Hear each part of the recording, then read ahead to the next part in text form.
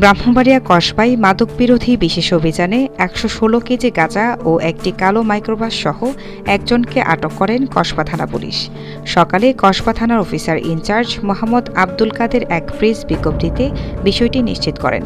তিনি বলেন, ভোররাতে কসবা থানাধীন কায়েমপুর ইউনিয়নের কায়েমপুর টু চাটুয়াখোলা কাঁচা রাস্তার ওপর হতে ১১৬ কেজি গাঁজা ও একটি কালো মাইক্রোবাস সহ সুমন নামে এক মাদক কারবারিকে আটক করে কসবা থানা পুলিশ।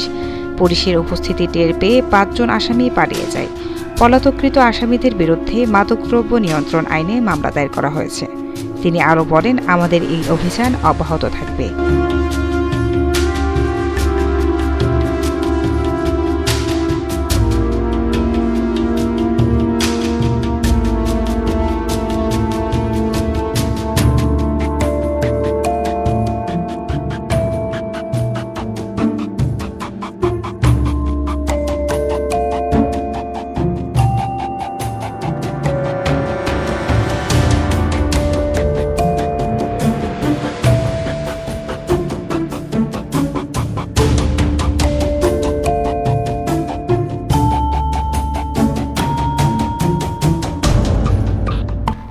জাতীয় টিভি নিউজ ডেস্ক।